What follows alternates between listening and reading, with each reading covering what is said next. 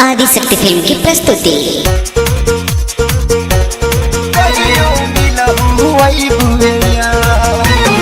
Music by Shankar Singh.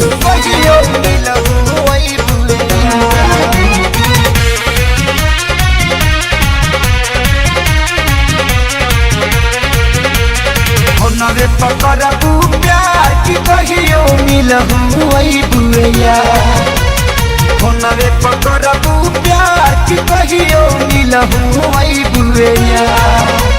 लगता बे डरबा जाने लगे घरबा मारे लगे भैया हमार। नवे पहोई प्यार की कहियो मिलहू वही बुआ।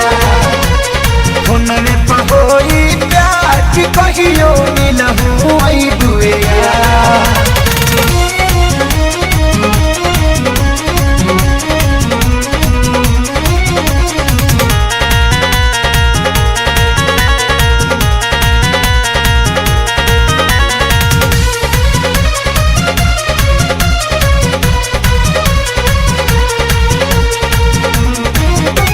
लुका छुपी के हम बतियाई लागल बा घरवा के पहरा हो। लागल बा घरवा के पहरा। तुहरा बिना हम तबानी अधूरा जरता जवानी के आहारा हो। पढ़े जब बजाए मैं घंटे बजाए ता दौरे से ले हानिहार। नवे पकड़बू प्यार की कहियो मिलहू वही बुआ। नवे पकड़बू प्यार की कहियो मिलहू वही बुआ।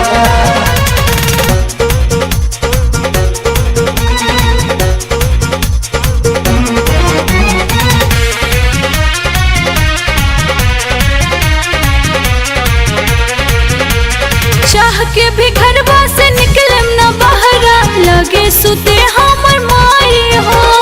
लगे सुते हमर एगो काम करी अपना जगहिया पर ये हो करे जा तकिया के दी हंसताई हो। मैं जब फेरे आए मैं तहरा फेरे कुछ दिल करा इंतजार। नवे पकड़बू प्यार की कहियो मिले खाती ओई बुआ। नवे पकड़बू प्यार की कहियो मिलहू वही बुआ।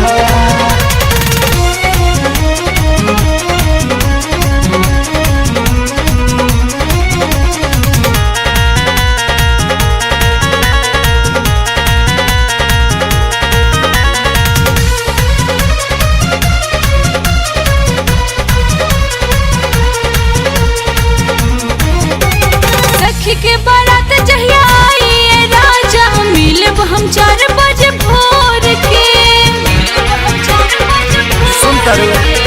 इतना दिन ले न जी खेसारी मर जाई के चुर छोड़ के।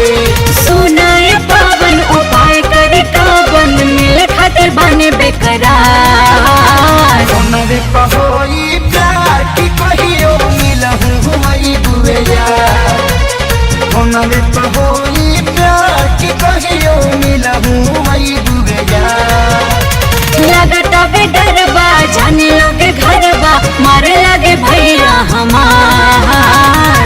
नवे पहोई प्यार की कहियो मिलहू वही बुआ। नवे पहोई प्यार की कहियो मिलहू वही बुआ। तले के भाग चला न कहीं।